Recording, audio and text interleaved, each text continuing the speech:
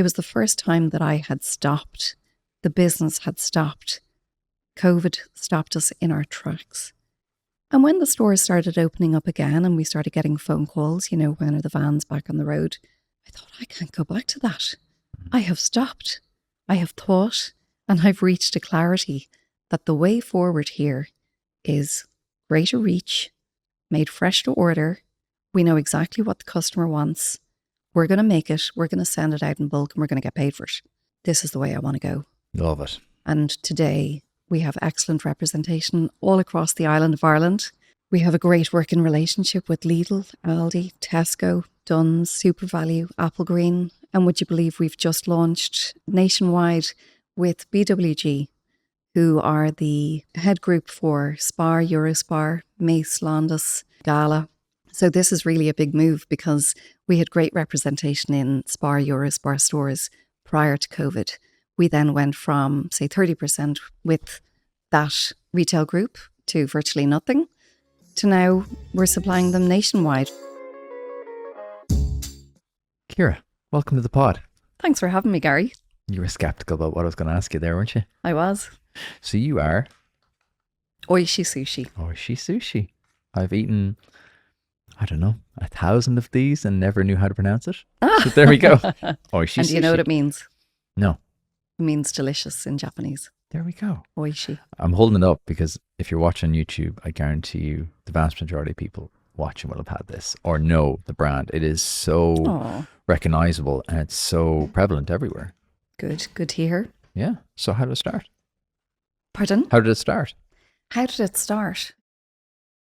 Well, I suppose my love of Japanese food came from the experience I had with the Trinity Business School, where I got to study over in Tokyo. We did Japanese business and language over there for a semester. And I just felt so good on the diet, just fell in love with the food and the culture and the people. So I did my first market in the summer of 2006 down in Greystones in the Meridian Centre. No better spot for it. Yeah, if there's a market in Ireland for upmarket food, it's out in Greystones. I tell you, it was well received. A sunny Saturday in July of 2006. So yeah, I had finished the degree at that stage and I wasn't really sure what my next step was, to be honest. Had you a food background? Not particularly. Love of food, love of eating I liked food. eating it. And an open mind and the confidence of youth.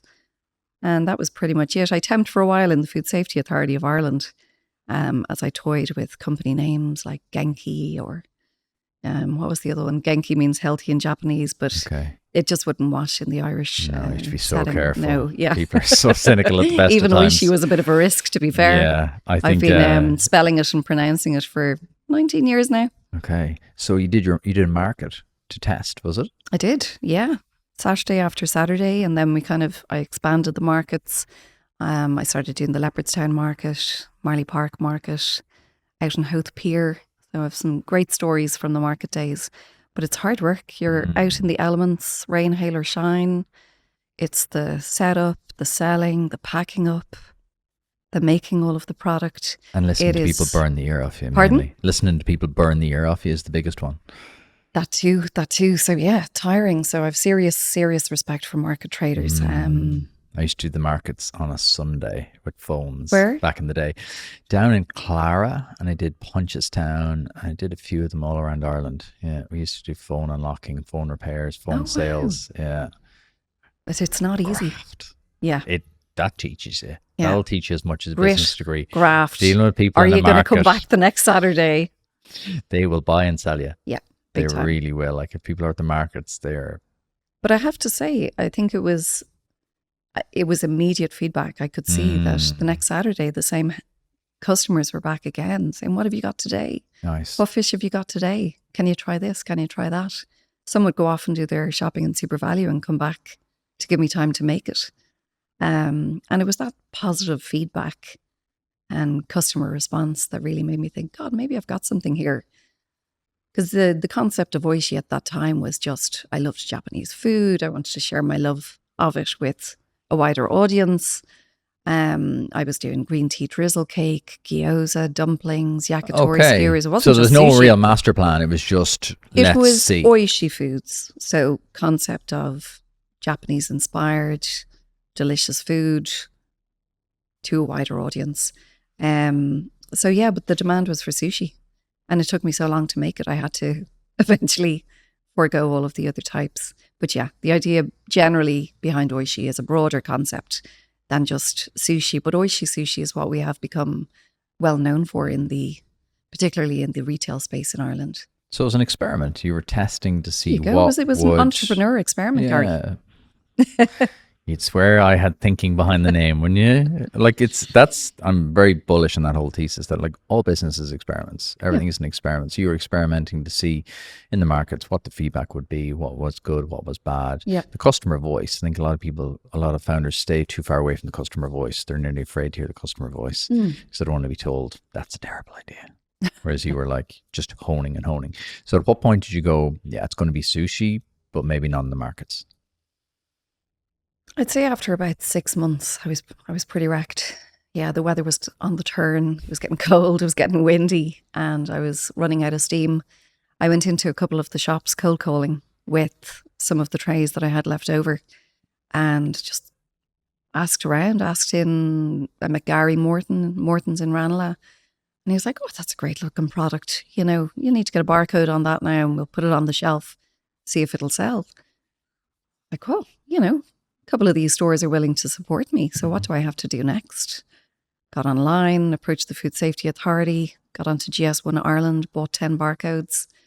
So they just literally said, get a barcode on it. We'll stick it on a shelf and see if it sells. Okay. So that was the foot in the door, I suppose. Support from initial stores around Dublin. I put my mobile number on the label, and it grew organically from there. Amazing. Yeah.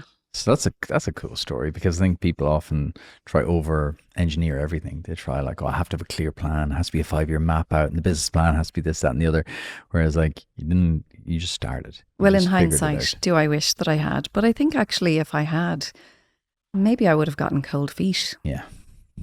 You know, hindsight's a wonderful thing. Well, action. It's what's the phrase?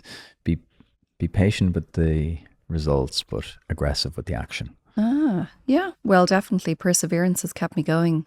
And I don't know, I think there was definitely a bit of fearless naivety in the early days that I could do this. So we're going back 19 years. Yeah. Yeah. How savvy were Irish people to sushi? I thought you were going to ask me how old I was. I'd never ask you a question like that. What was the reaction to sushi? Like, did people get it? Were they savvy to it? What was the reaction? It was really, really good. I mean, there was definitely a notion that, is that raw? Is that all raw fish? So there's so much more to sushi than raw fish. Raw fish is actually sashimi. The word sushi is referring to the vinegared rice. So really you can pair the vinegared rice with anything: cucumber, roast peppers, smoked salmon and cream cheese. So it has become westernized. You know, it's huge in America, Australia, all across Europe. And I think each country has taken the concept and tailored it to its particular audience. But yeah, so we do use some raw fish. We use smoked fish, pasteurized crab, surimi, crab sticks, lots of different vegetables.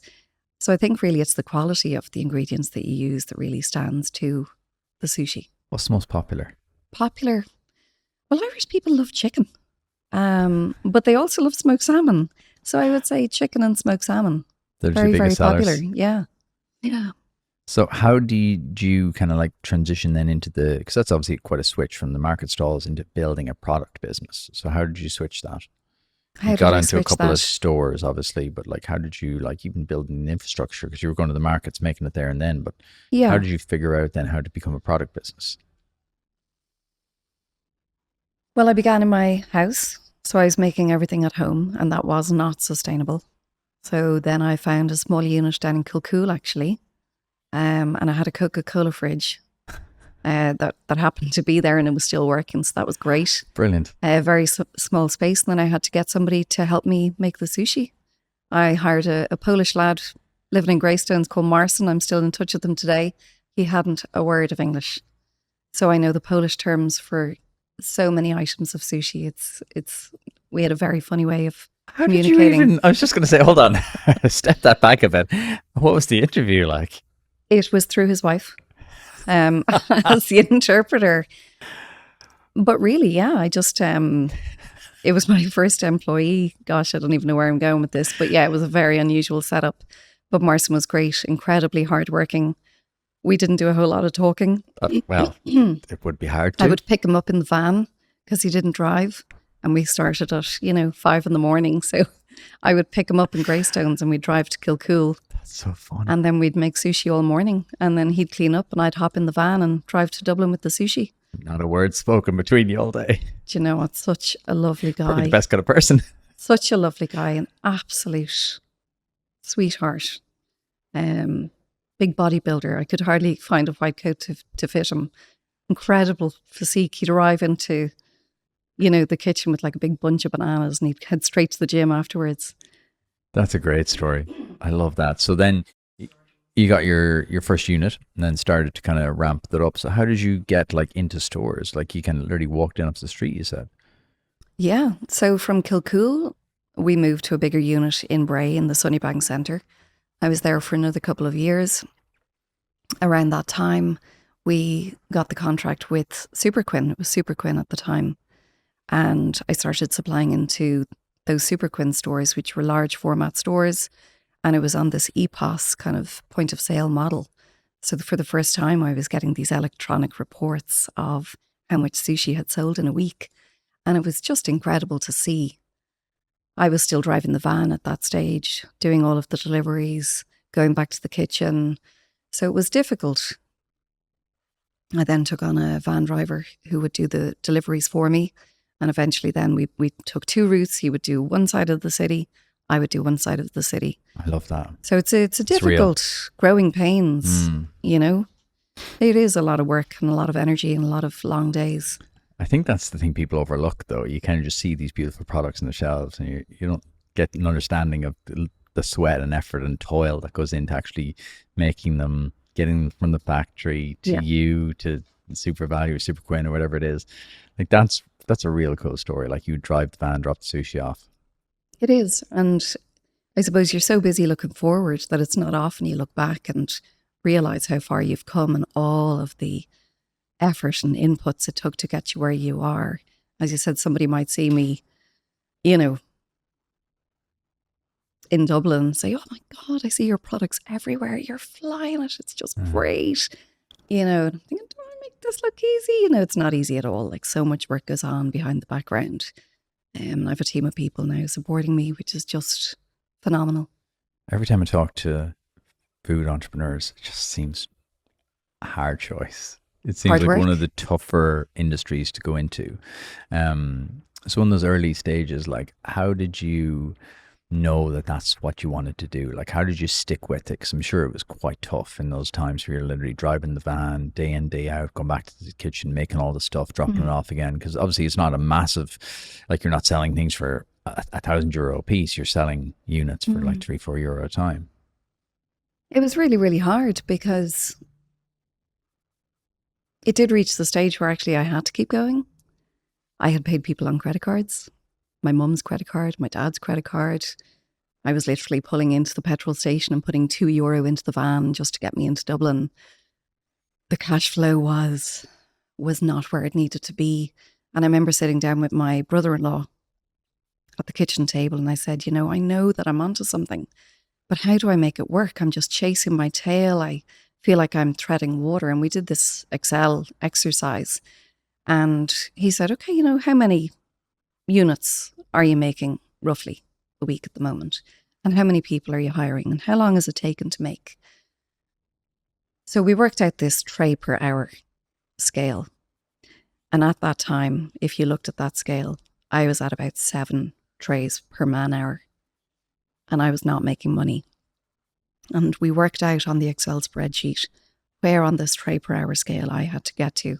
1, to break even, and 2, to start making money. And this, for me, obviously it still stands with me because I'm telling you today, but I went back to the kitchen and I spoke to the team and I said, we have to find a way to work more efficiently And we just brainstormed, and we went like on a very basic level. A very basic example is like we were cutting the sushi rolls on a chopping board with a really sharp knife into 8 pieces.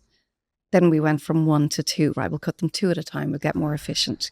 We were hand filling the wasabi one by one into each tray.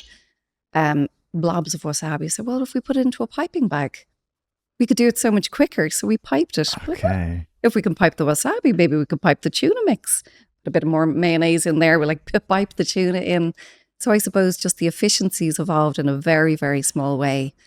And I reached out to the Wicklow Enterprise Board. I got support from them. They helped me formulate a business plan slightly after the fact, but we did formulate it.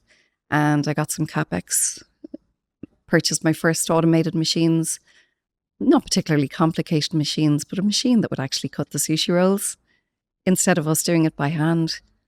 Getting labels on a spool, on a label printer, a thermal label printer, instead of, I used to get 5 labels to the A4 sheet. Oh, yeah. And if I cut them with the Stanley knife, I got a really clean finish, Gary.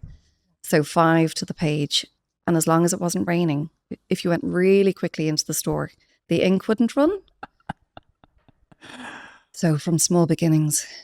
That's cool. That's real though. That's the stuff that I love hearing, because people sometimes like they'll skip forward really quickly and I'm like, whoa. Bring it back to like the first 6, 12, 18, 24 months, because that's the bit that when you're listening to, you kind of go, oh, that's cool. Well, that's the bit that fires you up. That's fires the you bit up, that but made people for can the story relate to around as well. the dinner table. Because people can't really kind of go, they see the finished product, see this beautiful product now and they're like, oh, it's amazing. That's so cool. And you think it's a massive, big like food company, which it is now. They often can't see how to get from there to there. They can't see, how do I start it myself? Like, whereas, and you're like, it's quite logical, right? You test it in a market, you get one person, then 2, but like they're the real things. Like you don't know what you don't know, right? You don't know until you do it. You'd never run a big factory. You'd never run a big production facility. Like, how are you going to know? So how did you increase the trays? Like all those little micro improvements, how long to get up to the tray per hour you needed? Oh, it took years. Really? It did take years. Yeah. But I mean, I reached the break-even point because obviously I managed to keep going, and I was, with the support of the local enterprise board. And then when we moved from Bray into Smithfield, we were in Smithfield for maybe 12 years. And again, I was getting a bit more savvy, trying to tap into the supports. And the Dublin Local Enterprise Board were brilliant. I had an available unit in the Spade Enterprise Centre, and I got support from the Dublin local office for a capital grant. I got some financial mentoring, and we fitted it out, and I bought my first rice washer.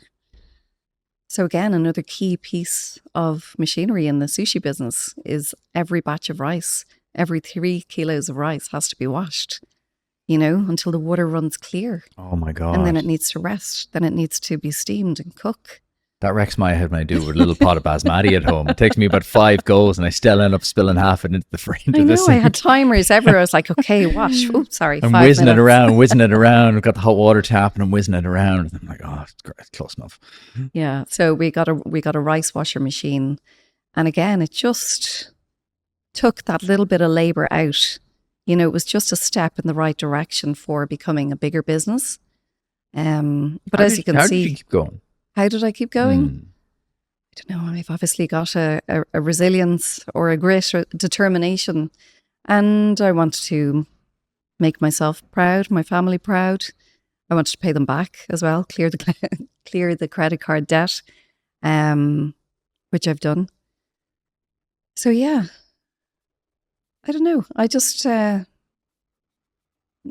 kept getting up every morning and going at every day and inching forward. Positive feedback from consumers, positive input from family, friends. I don't know what to say. I just felt like it was the way forward for me, but it certainly wasn't a tough road. It certainly wasn't an easy road. That's what I'm always fascinated by. That is like what motivates people. What motivates people day in, day out, because it's working for yourself is a tough road and it'll ebb and flow a lot. It did reach a point. I remember being in Sicily, myself and Tommy, my husband, we were on holidays in Sicily and I was pregnant with my first child. So it was around 2010. And I was expecting to get paid. So we went to the ATM in Trapani and there was no money in the account. And I rang back to my accounts lady who was looking after things in my absence. And I said, what's going on? There's no money coming out of the ATM. And she said, oh, I'm very sorry, Ciara. We were a bit short on the bank account, so I left you off. So I am dying of morning sickness, 34-degree heat in Sicily. They didn't serve food at 6 o'clock and I just couldn't hang on till 8 o'clock. I was absolutely beside myself. Getting hangry. I was so hangry and I just said, this isn't on. I cannot be the one that's going to give. And if I can't make this business working for me, and for my future family, because really I was working for it at that time. How long were you in at that stage? So 2006 I began, that was 2010. Okay. So really when I moved into the new setup in Smithfield, with the CapEx and I had fished it out and I had my new rice washer and I had my first child, I'd say that was serious motivation. It wasn't just me anymore. I was a mum now, a young mum, and if I was going to spend my time on something, an enterprise, it had better be worth it. I was going to make sure it was worth it. Did that flip your mindset then about how you approach the business? Absolutely. I think I was okay to kind of take less pay or, manage on a very, very tight budget. And I just thought, I needed to get working for me now. I need to be able to take home a wage. I need to be able to spend time with my baby, toddler, preschooler through all the stages. So what changed? I introduced Mummy Mondays for myself. Because when you work for yourself, you are in control of your schedule. So if I was working 60, 70 hours a day, and also my childminder started calling the baby as he began to talk, started calling her. I came home and he had said, Mommy Kiza. And I realized that's a rough day. She was working 40, 50 hours a week because I wasn't there. And that something really had to change. So, it wasn't overnight and it was swings and roundabouts. I was still putting my all into it. I worked hard. But I wanted to be the mummy. What are Mummy Mondays? Talk to me about that. So Mummy Mondays was me spending the day with Luke, whether it was dropping him to creche for, say, a half day, picking him up, bringing him to the park, but it was about Mummy Mondays. So my priority on that Monday was being there for Luke, then Luke and Genevieve, then Luke, Genevieve and Elizabeth. So I think it was given equal importance to that Oishii was maybe my first baby. It wasn't my only baby. I have 3 babies, actual babies, 4 babies if you include Oishii, and they're all so important to me, but equal importance. I love that. I really love that. I do ditch days with Willow. Ditch days. Love it. So is it wellies? I'm not going school. I'm not going work. You're not going crash. Ah. What you want to do? And it's really like we went to Emerald Park, brilliant, aka Tato Park. The zoo, like simple things like going on the train, like just days where it's just me and her. Yeah. I love it to be like a Friday or something. I'm like, right, let's just not go. Yeah, it's like nearly going on the hop, going, do you know what? Yeah, let's go to the beach. It's the best. It's honestly the best. I was literally mapping it out this morning. I was like, right, when's my next ditch day? Okay, 2 weeks time. I just love it. That's why you're your own boss. 100%. And I wouldn't give that up for any money, to be honest, because like you do go under pressure. Like there's a lot of stuff comes at you and you're like, this is tough. And there's days where you're like, yeah, I wouldn't give that up for anything though. It's often things like that. Like they're small things, but big things. And you have to carve. You have to be really ruthless, because I love your message there of like, you can't be the last person. Like a lot of entrepreneurs have a martyr complex of like, oh no, it's a struggle and it's this and it's that. I'll go down with the ship. I was like, yeah, but does it have to be? It is bloody hard, You right? could go There's no down with the two ship. ways about it. Yeah. But if you always have that mindset of like, oh, it's a struggle and it's hard, it'll always be hard and a struggle. Mm. But it's how do you reframe that? Like, I love the way, It's the reframe. yeah, You said everything's a it. reframing. Like, it has to be. I love the way that, like, at a time that you're under massive pressure, that instead of just kind of going, oh, this just isn't working, you were like, right, how can this work? Like, how can I be an incredible mom and how can I build an incredible business? Like, I love that. Well, I didn't want anything to give. So I didn't want to give up on Oishii. But you have to leave energy in the tank, to be there when you get home. Whether it's for dinner or for games after dinner or bedtime, you want to be there. Not just in person, but in mind and spirit. It's funny, like, 'cause I've had a lot of conversations on this podcast with people who've been very, very successful on paper, and then they talk about their personal life and stuff, and it does make you kind of wonder what it's all about for some people, because they just never get their head up to look and see, what do I actually want? They're kind of like, oh, the kids are grown now and we get on. I was like, that's the saddest statement in the world. We get on. I get on with my neighbors. Like, they're not my kids. Like, It's wild. So I love that. And thanks for sharing that. That's really a lovely story. I think it's a thread as well that I've continued on with the staff within the business. If there's a sports day, if there was a recital, if somebody has somebody home at home sick, that's your priority. Call me later. Go in late. I'll call you tomorrow. So we would often do that. Go say, oh, yeah, are you free for a Zoom meeting at 1:00? No, Genevieve's got a GAA match. I have to be down at the pitch. Grant. We'll reschedule for 3:00. So I think it's that flexibility. We've carried that right through. And everyone who works in Oishii knows that that's how I feel. That's incredible leadership, though, because I think you have to be the one showing that. Because it's grand having the HR policy that, oh yeah, we flexible this and flexible that. And you're like, you no more believe that now. It's just there on the wall just because you feel like you have to. But it's when the leader actually does the action. I think that's the biggest statement any company can have, is that you live by the values of it. Yeah. So bring me back to Italy. Was Cipriani, you said? Pardon? Where you say you was in Italy? Oh, I was in Sicily. When you came back, what did you do? How did you start to make that change?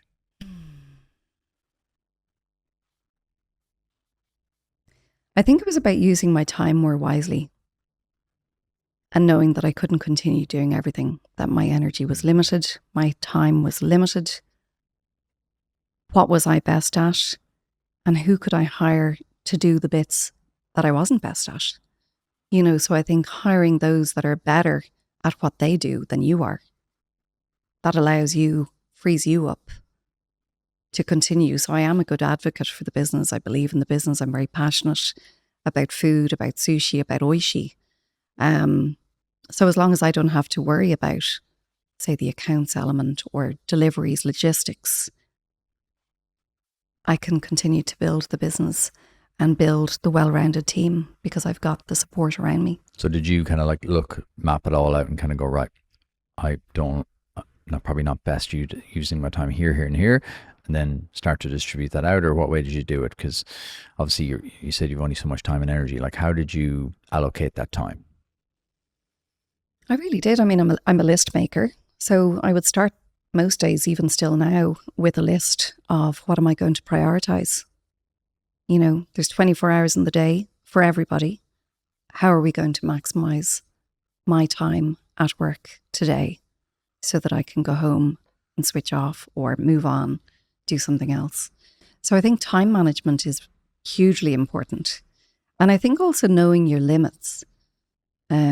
We all have a threshold, whether it's for stress, pressure, and knowing when to just pause, step back and think, I'm getting caught up in this. I'm losing sight. I'm losing clarity.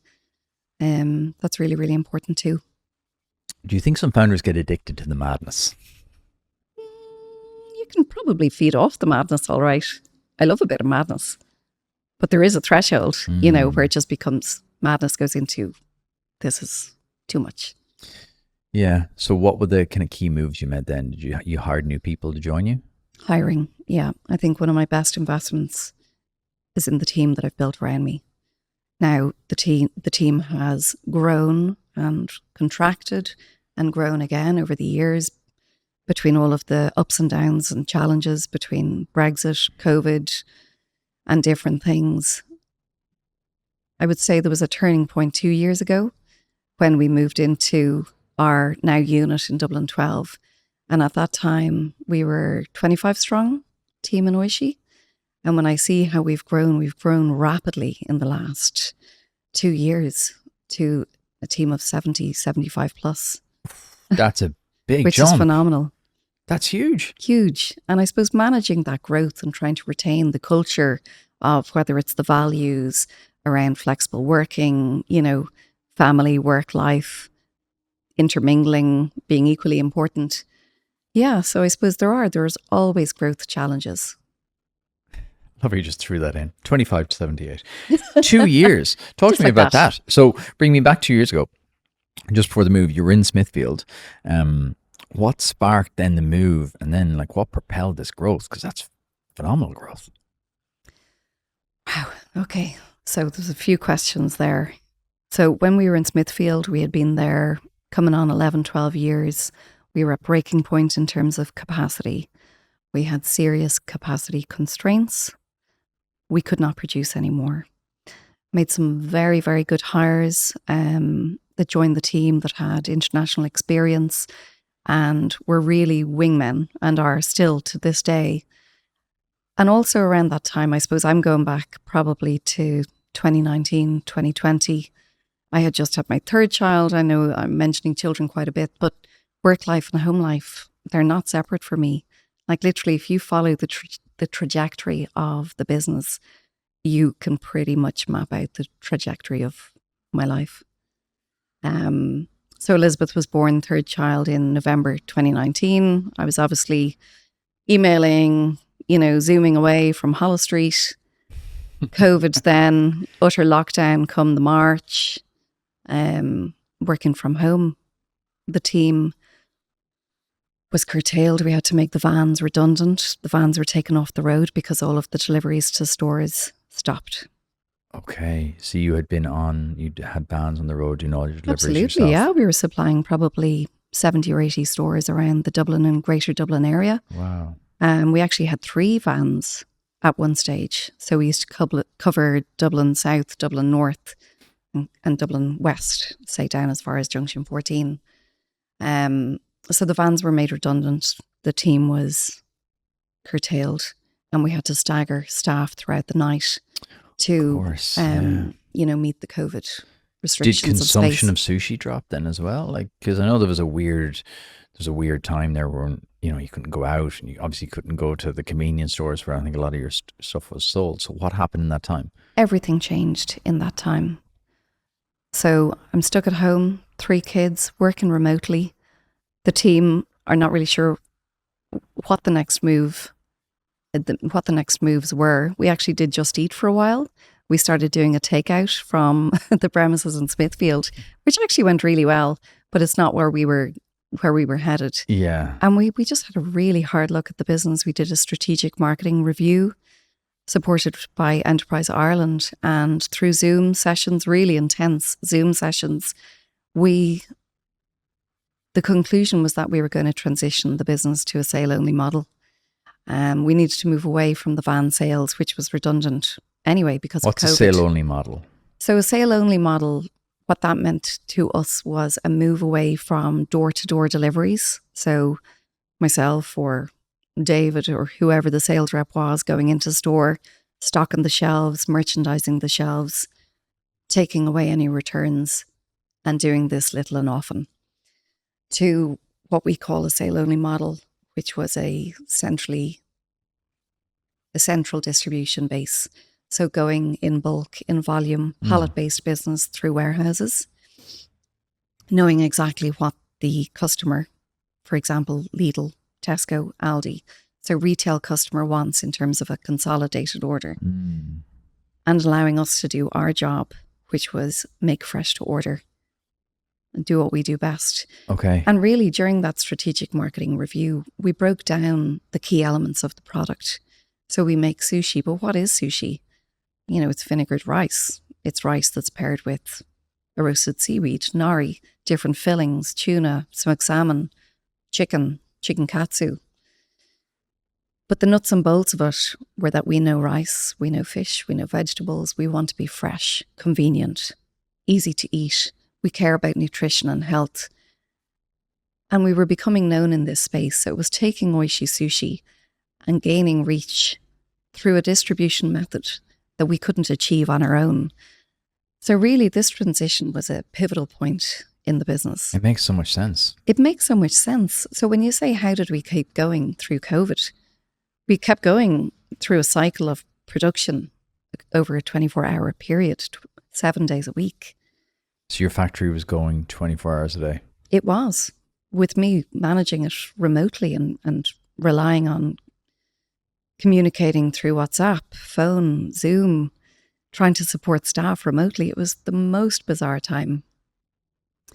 But our business with Lidl, if I can mention them, kept us going, particularly through COVID, because we had already established a trade relationship through their depots. So we continued supply through their depots because there wasn't too much personal interaction. Okay. This was the new model you were This going was the towards, new model. wasn't it? Had you been doing much of that before or just a wee bit? No, we were very much reliant on the van sales model. God, sounds like hard work. It was hard work. It really was. And it was a bit of a beast to control. It was very unpredictable. The patterns around sale or return, managing stock. It took away actually from what we are good at. Like, our capabilities lie in creating fresh, healthy food to eat on the go. Inspired by Japan, you know, loving Asian flavors and putting these different combinations of, as I said, rice, fish, vegetable together in a way that various consumers would want to eat. And what COVID also did was people couldn't go out. They couldn't go to restaurants. We were bored. I mean, I couldn't eat another ham sandwich. Then I moved on to falafel wraps, you know, and you'd really look forward to what was I going to have for lunch or dinner. It was the main topic of conversation, I think, in every household. So we brought a bit of interest to the meal occasion, you know, a bit of joy to the table in an otherwise very depressing time for us all. I think that's a very powerful lesson. What you've just shared there is like, know your superpower and do more of it. I think we've a tendency to get caught into doing everything.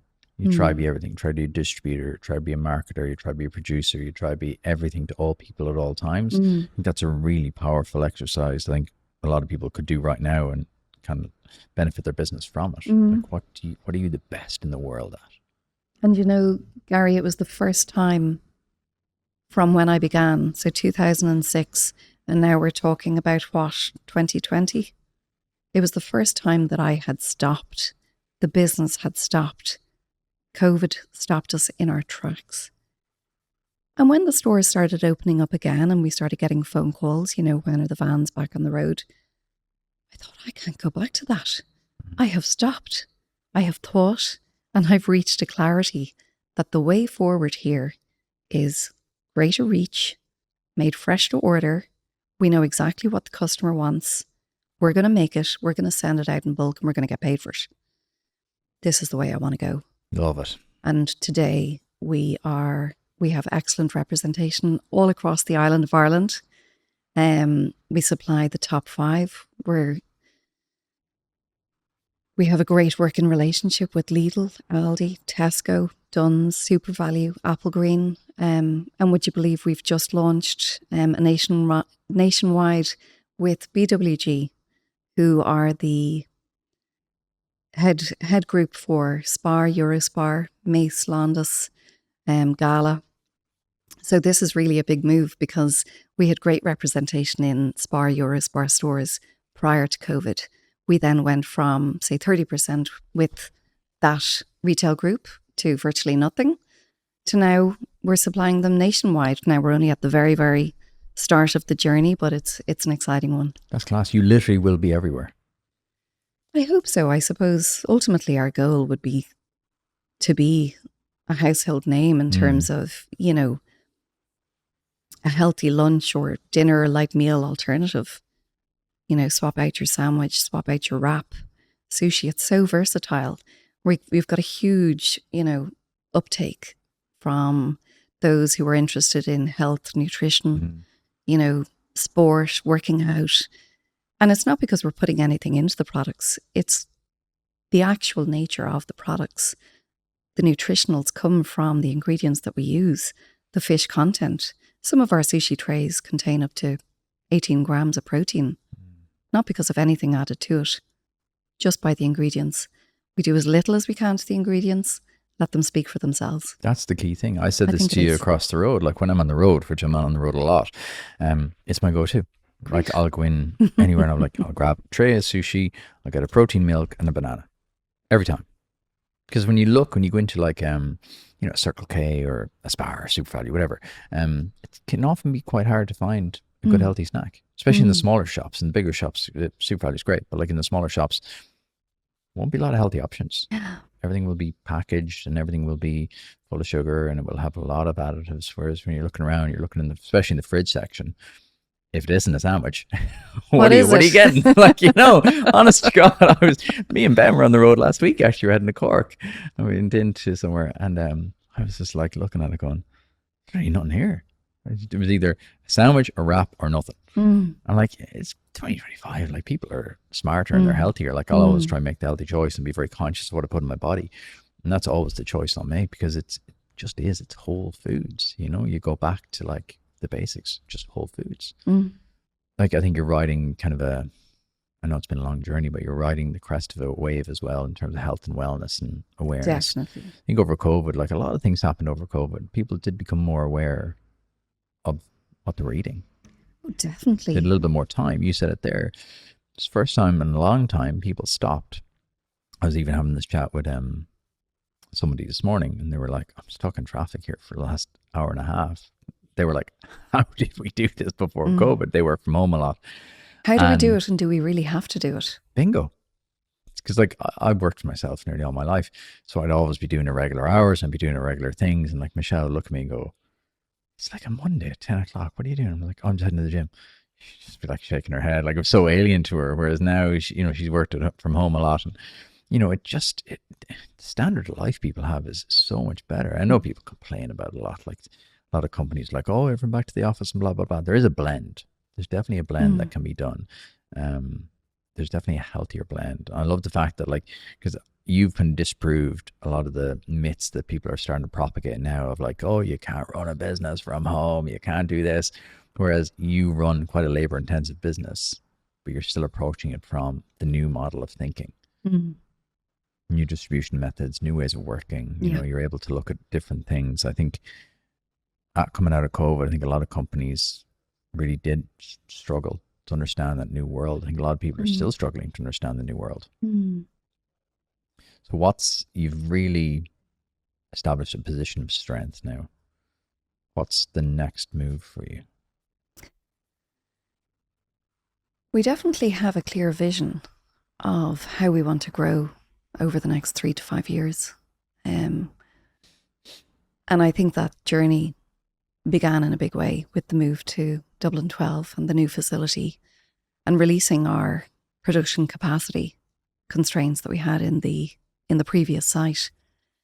And I think how the team has evolved, how the company as an organisation has evolved and splintered out across 3 shifts, 7 days a week, and how we keep that team culture and, you know, Oishii way of doing things going. So much more emphasis on team and finding efficiencies, being innovative in how we're working. And just, I don't know where I'm going with this, to be quite honest. But you've evolved a lot. Like your new facility, like when you go back, you say 2 years ago, 25 to 78, like that's a huge transition to go from a small-ish unit in Smithfield to this massive purpose-built facility in Dublin 12. Like it's huge. It is. And I think it shows that although we've come such a long way, the more sushi we make, the more hands we need to make it. It is still unbelievably labour intensive. I don't know if I can quite call ourselves artisan anymore. We're probably a bit too large in terms of staff numbers, but in many ways we haven't strayed far from the artisanal roots. It is so handmade, But it looks hand-filled. like when I pick it up here, like you have to come out. Actually, I always think I'd love to see it. I love seeing behind the doors. But when you look at it, like, it is intricate. Like, it's not like you're pouring. No offense to anyone that makes drinks, but you're not pouring drink in a bottle. You're not making like 10,000 liters and just pumping it into a bottle. Like, you're making this all these. Absolutely, we have a whole shift to prep it. Yeah, we have a whole shift to form the sushi pieces, make the maki, make the nigiri, which are the hand molded balls of sushi rice. And we have a whole other team that are putting the toppings on. Each of those toppings has to be carved by hand. So every little topping that you see on a nigiri of smoked salmon or fresh salmon that we produce is hand produced. So it takes skill, it takes time, it's laborious, it's repetitive. And you asked me earlier, how did I get people to come in and work at 3 a.m? And my hat off to my staff. I have such respect. It is such hard work. And I really respect them all for just bringing their all every day in, day out, because our motto is every tray, every day. We're only as good as our last batch. It's consistency. We have to keep delivering. If you buy our sushi every week, you are going to notice in an instant if something's not right. So consistency, to become a trusted household brand, we cannot lose that trust. We are only as good as our last production. How do you keep that focus throughout the team? Because obviously 25 to 78, that's a huge leap. That's a lot of new blood, a lot of new ideas. How do you keep that focus? So how do you keep that messaging? Because a lot of people, when they come on the pod, they're like, oh, you know what? A really good guy explained to me like the 2-room problem. The 2-room problem? Yeah, it's the best way someone explained it to me. He's like, oh, you know what? We're all in one room. It was kind of grand. I think he said there was like 13, 14 of them. They're all in one room. They're all working away. Sales guys were there. The marketing people were here. The finance people were there. Everyone was, working away. And he's like, we got a new office and it was literally down the corridor. So they were in the same building, same floor, everything. But the communication dropped. He's like, we lost so much and we had to rebuild this whole thing of thinking how we communicate as a team. So how do you communicate that every tray, every day message to like such a vast number of people working at different times of the day? Well, I think you hit the nail on the head there, Gary, because communication is key, and also sending the messages that resonate with the team from the top down, from the bottom up. So, we do not take a hierarchical approach. We're down on the floor, we're engaging with staff, and we have a good structure of communication. So meetings, handovers. So there's communication between every shift, what went well, what didn't go well, areas to follow up on. But it's not easy. It's, it's day in, day out. There's quite literally a lot of moving parts. There are so many moving parts. When I think I would about be dizzy if I think about them all in one go. So is that like a standing up thing? As in like, I'm on the shift now and I'm going to hand over to you. Is that like a standing up thing going, okay, here's what's happened in the last 8 hours? It's everything. It's on the speaker in the car on the way into the office. It's, WhatsApp groups. It's, I need this now. Who can help? Okay. So it's really, really a team mentality. And I think that we do have a flexibility within the business. As I said, if somebody needs to go, needs time off, we'll do everything we can to facilitate that, because what goes around comes around. In turn, we're after getting a huge order in tonight. We're not going to do it with the current numbers. Who can we pull in? Having strong relationships up and down the supply chain. We have long-standing relationships with our fish suppliers, our packaging suppliers. If you get a large order, we might need 4 more fillets of salmon. We need to be able to ring up and say, we don't have enough fish. Yeah. Can you deliver? It was only when you explained it to me over coffee, like how frequently the orders come in. And it makes total sense now because I'm like, sushi has to be fresh and has to be quick and has to be fast. I never realized it was such a relentless process of like, day after day, new orders coming in. Like, you're not making 10,000 widgets every day. You're making all different types all the time. Yeah. Like that's a massive undertaking. Yeah. Yeah. What are the key advice you'd give to because a lot of people want to start food businesses. Ireland is incredible for food. Like what advice would you give them? Because it does seem to be a tougher than normal choice. So if you were with all the wisdom over the last 19 years, if you were starting again fresh, 2025, new idea, but with your knowledge, what are the key mistakes and things you definitely do and things you definitely wouldn't do? I think if I was starting from zero in 2025, I would still start a food business, even though it is so difficult. But if I've learned anything over the years, it probably would be to plan better from the outset. There's no shortage of ideas and things that can be done, but not everything is possible. And you have to be prepared to put the work in. If you're looking for something that's going to give you a return in 1 year, 2 years, 3 years, it's just unlikely to happen. So you have to think long term. So when you said plan better, what would you do? Well, a business plan would be a start. That would have been a good idea. But would you have started if you realized how hard it was? That's what a lot of people say to me. They're like, I was so naive. If I knew what I knew now, I just wouldn't start. No, but I was just so green, Because there is an issue in that people can tend to overplan and overthink. Because if you thought about it logically, there's usually 100 reasons not to do something and 10 reasons to do something. So we'd have no entrepreneurs if we all sat around and planned it. But what we need is more Ciaras who just do an experiment and go, I'm going to do a market this weekend. So how do we bridge that gap? Well, what's the worst thing that can happen? There we go. Yeah. So I suppose every day, stuff goes wrong all of the time. Every other week, there's a calamity of sorts, staff, equipment, you couldn't write it. You just have to be prepared to persevere and learn how to take it in your stride, not take it personally as well. I'm not a particularly thick-skinned person, but somehow I managed to let a certain level of the chaos just wash over me. I'm working on my deadpan face.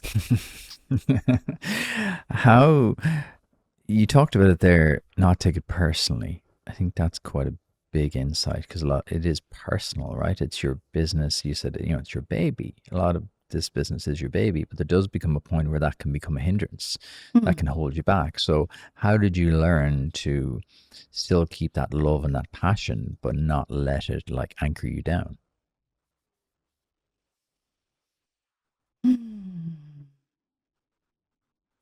Well, I definitely think you need to have the right supports around you, because if you're left to your own devices, you can become a bit riddled with self-doubt, imposter syndrome, and negative self-talk is very detrimental.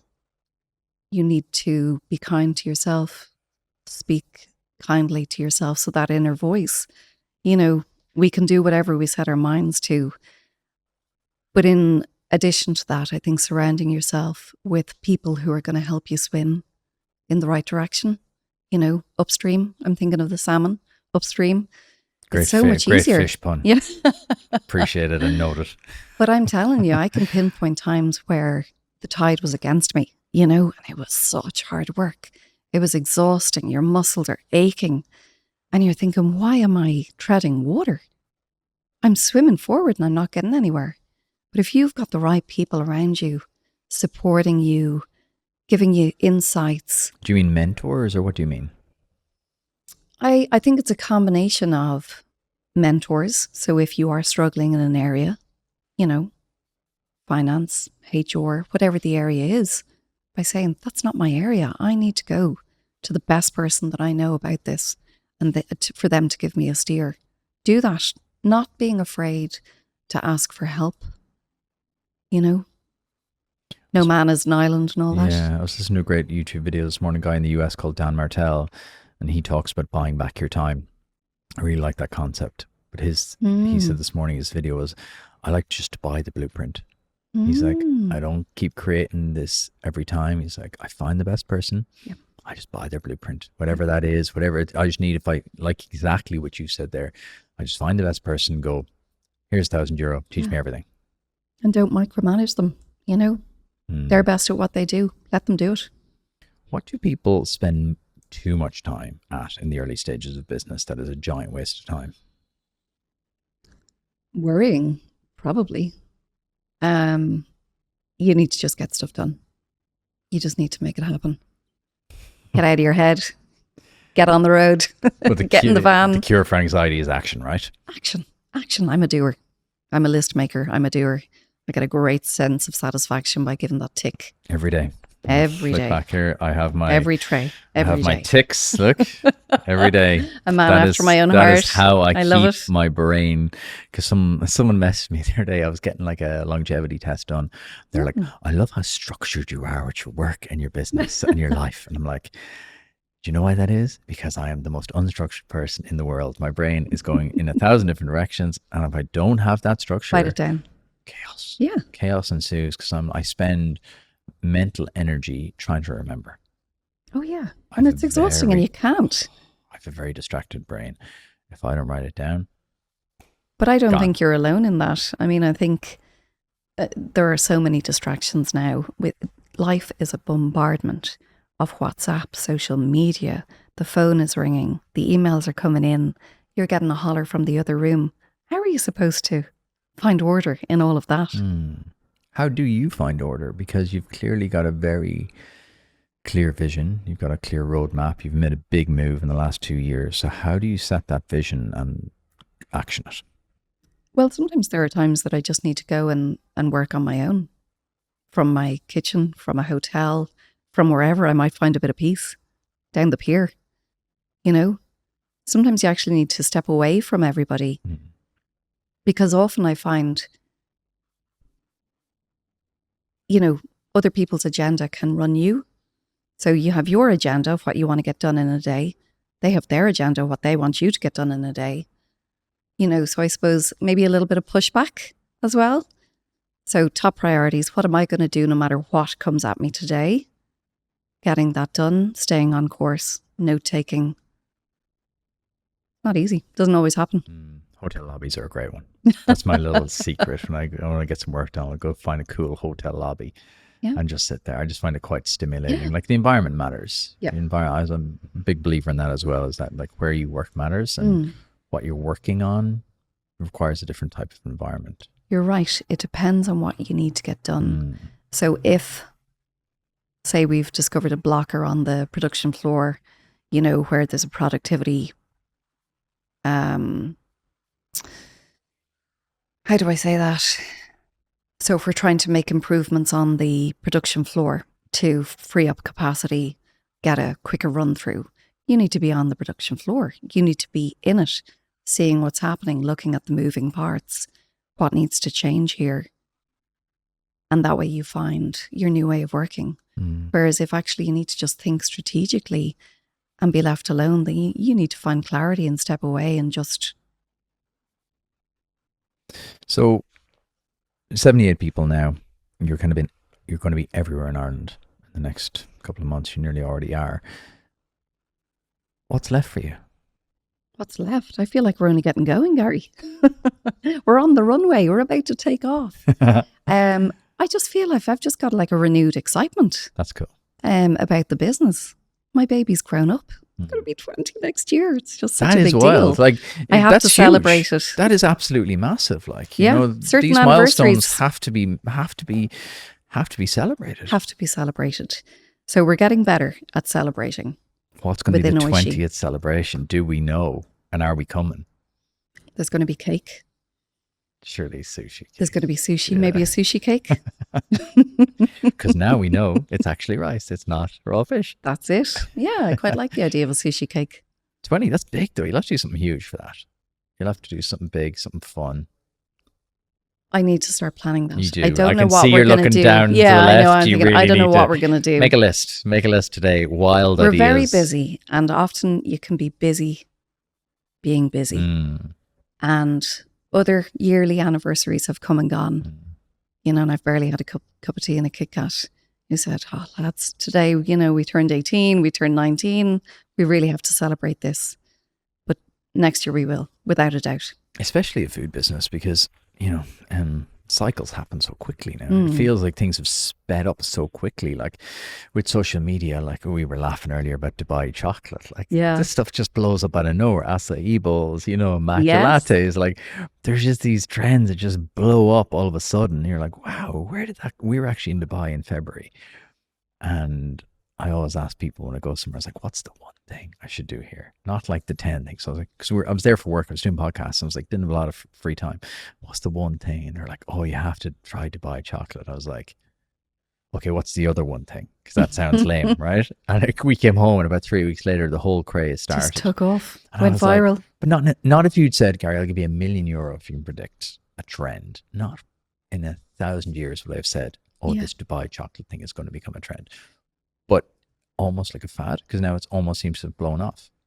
So how have you stayed relevant over 20 years? Because you've rode the course. Like a lot of food companies get really, really popular for a little bit. I'm at this gig now 6 years, nearly 7 years.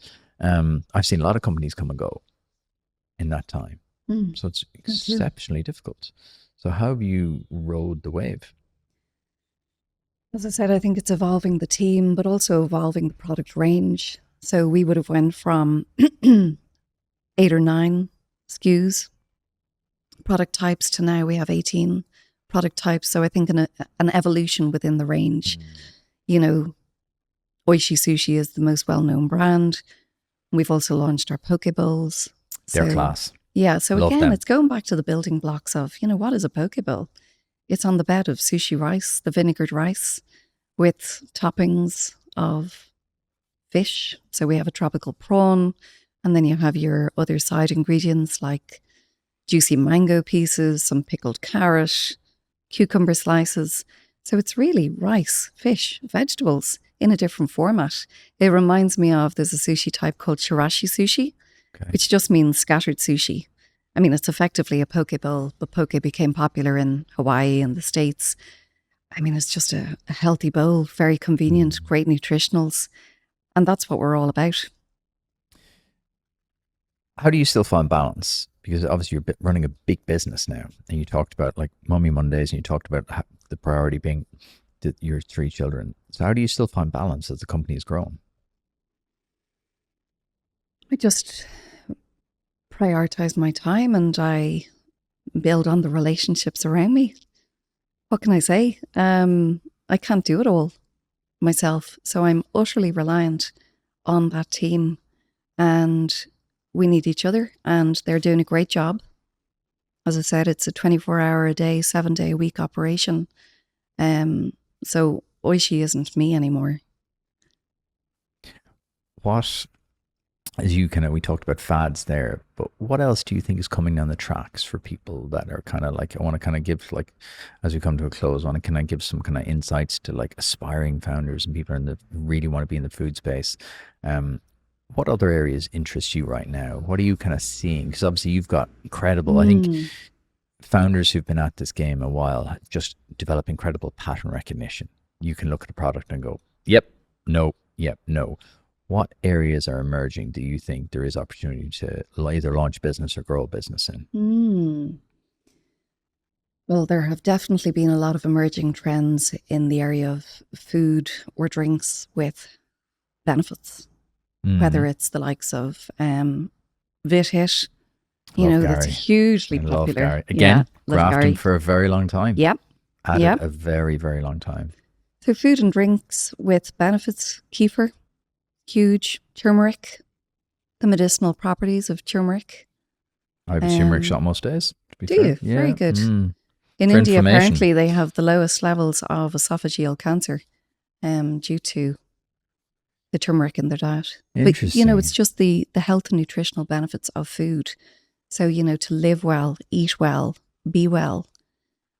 And how can we do that? I know that protein is such a big thing at the moment. I think it probably is around to stay. But I do think it's all about balance. I think it's about a well-rounded approach to diet. I'm not into fad diets myself, or trends. So I think it's just about a holistic approach to what you consume, be it food, drink, social media. Definitely everything in moderation.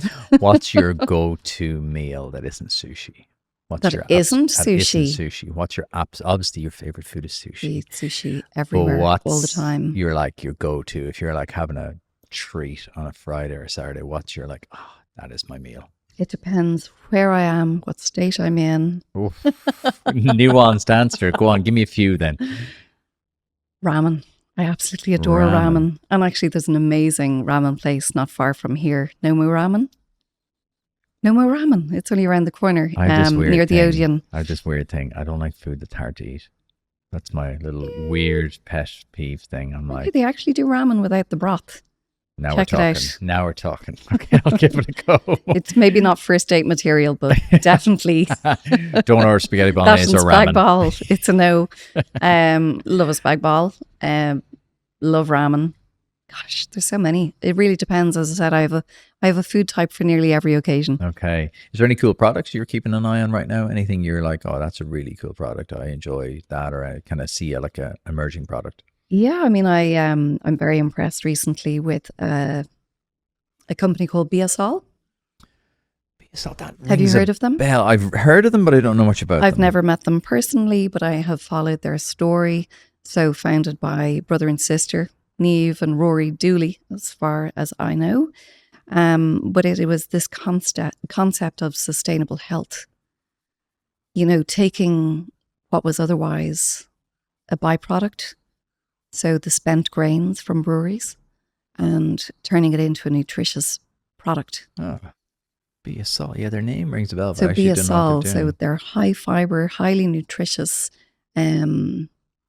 bars. They have a range of products. I don't know exactly the products in their range, but it's this concept that they took something, as I said, from the brewing industry, the spent grain, and they utilized that grain to innovate and create a new range of products. Love it. It seems so sustainable, so on trend, so healthy. I love it. It takes only one breach, one single click to take down your entire business. Imagine your life's work gone like that. Cybercriminals know this, and they're targeting companies like yours every single day of the week. Nostra's Cloud Shield 365 is built to stop them. With Microsoft Business Premium, advanced threat detection, and 24/7 monitoring, we protect your data, your people, and your bottom line. Don't leave it to chance. Visit nostra.ie today. That's nostra.ie today, and see how Cloud Shield 365 keeps your business safe. Before we dive into today's episode, I want to share a game changer for your business, Azure Communications. When it comes to print and marketing solutions, these folks, led by CEO Jenny Johnston, are the real deal.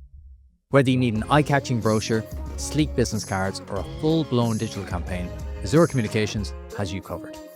They're not just about high-quality prints or digital campaigns, they're also about delivering great results. And here's the best part. Just for listeners of the Entrepreneur Experiment, you can get 20% off your first order. Just give them a call or go online and use the code VOX20. With personalized service and fast turnaround times, Azure Communications will help you make the impact your business deserves. Trust me, when it comes to making your brand stand out, Azure Communications is the provider of choice. Check them out at azure.com.ie, use code VOX20 and elevate your marketing game today. Quick fire round time. Oh God. Here we go. No, I'm not ready. What book has had the most impact on you, or what's your favorite book? Okay. I'm a big reader, but mainly for pleasure. Doesn't have to be a business book. But in terms of any business book you've either books, enjoyed, anything.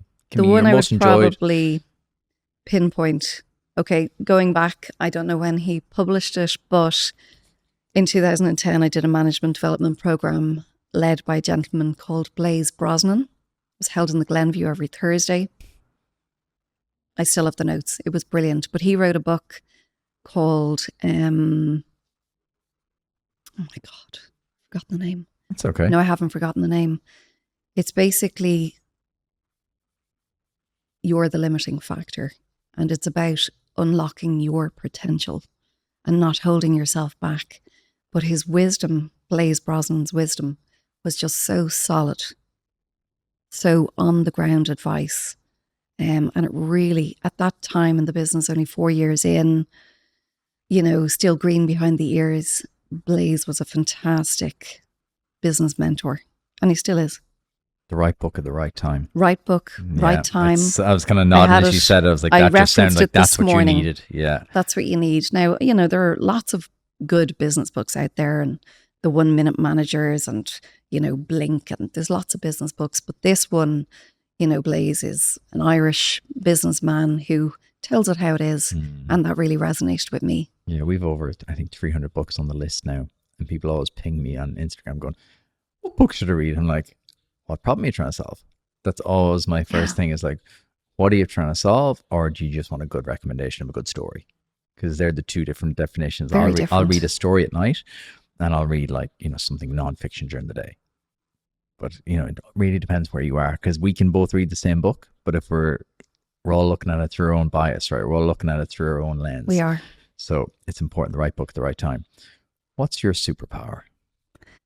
Well, I was told that my superpower was managing the balance of growing a 75 strong team and a nationwide brand whilst managing a family of 3.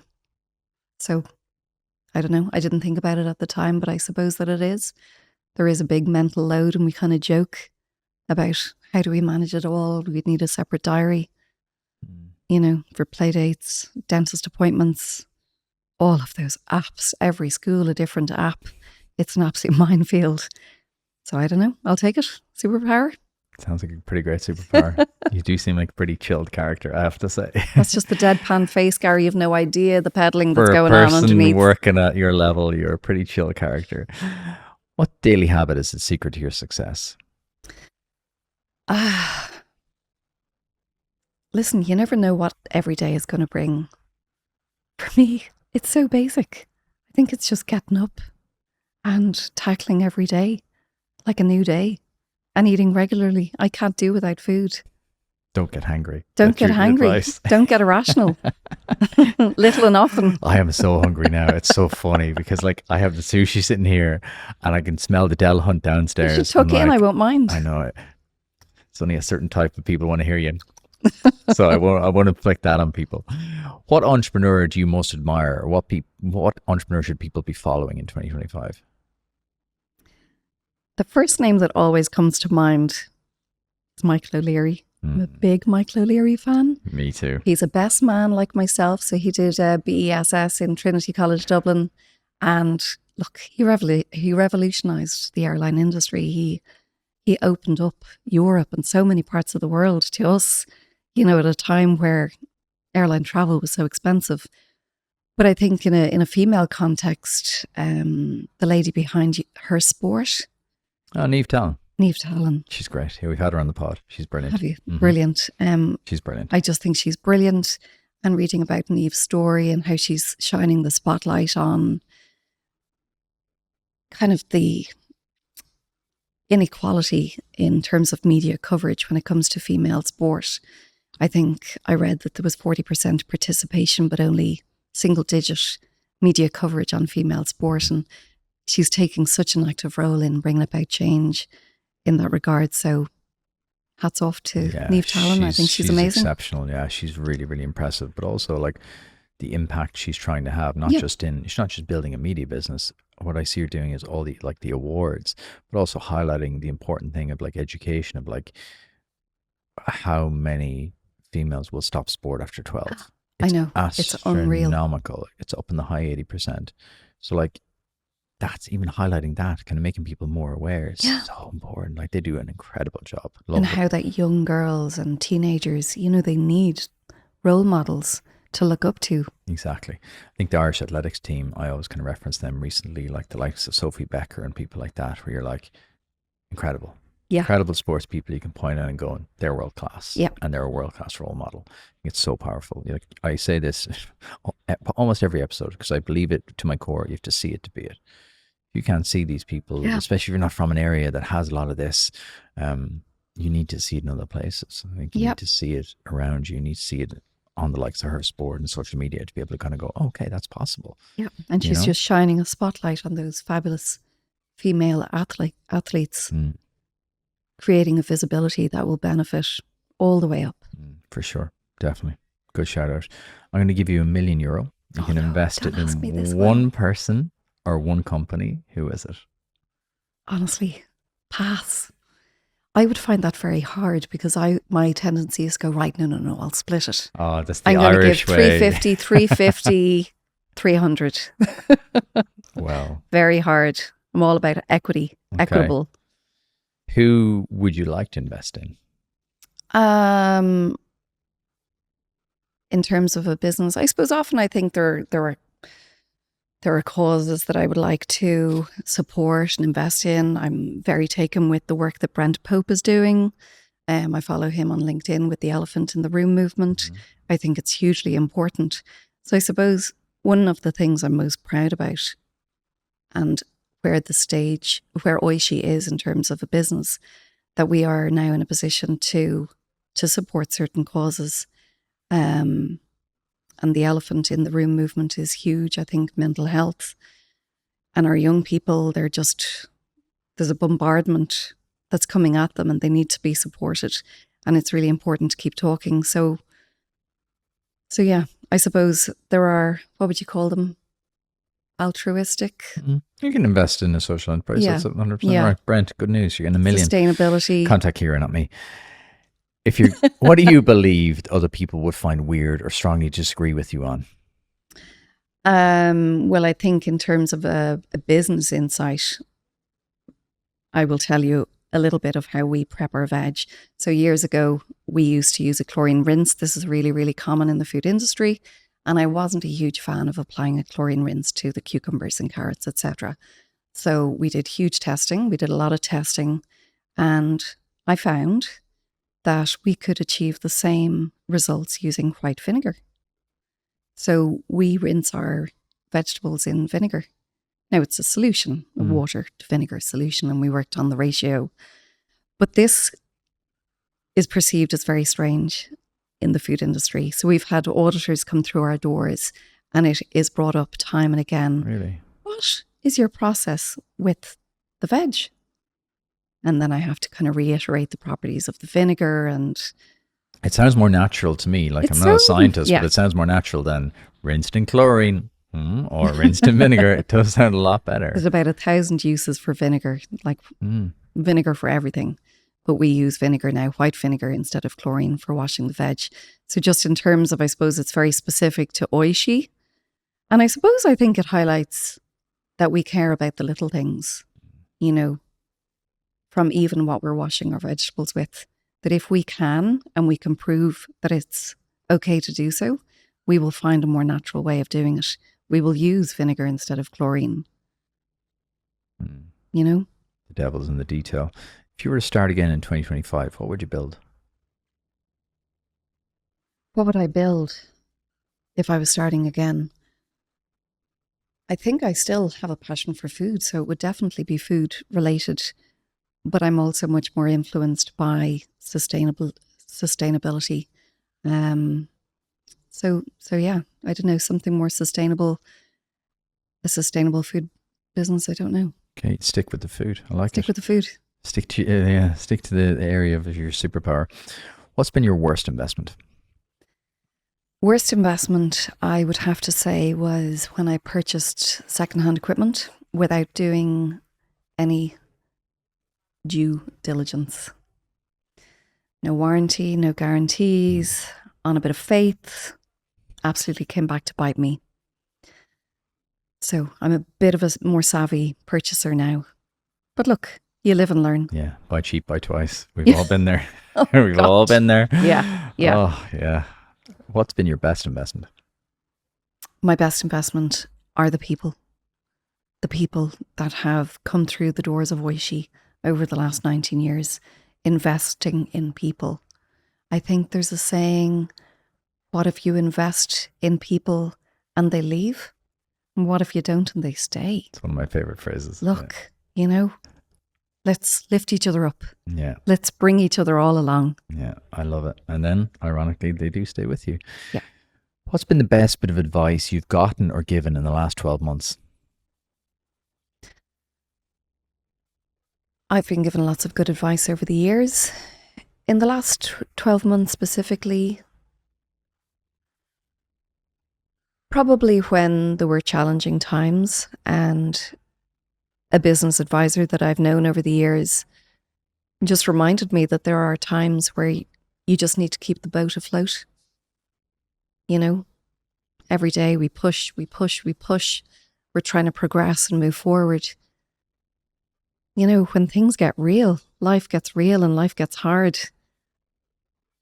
Sometimes you just need to steady the ship, keep that boat afloat. And what I mean by that is keep things going the day to day, but it's about prioritizing the top 3. If I have only time for the business because life is taking precedence, what are those top 3 things that I have to do that nobody else can do?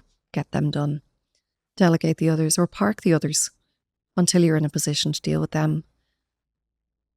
I think that's phenomenal advice. An incredible way to leave. I think that's an area most founders are probably weakest on. It's the area that needs to be re-emphasized the most. So that's super advice. Where can people learn more about you and the brand? Well, you can find Oishii Sushi in the food to go sections of your nearest retailer, hopefully. Lidl, Everywhere Aldi, now. Dunnes, Super Value, etc. But no, look, we're on social media. We're on Instagram. I'm not a huge poster. I'm getting better. Instagram, I would say, or LinkedIn, or our website. Perfect. But your local store, or just contact me. Ciara, thank you so much. That was an incredible It's been an absolute pleasure Thank you. to talk to you. Thank you, Gary.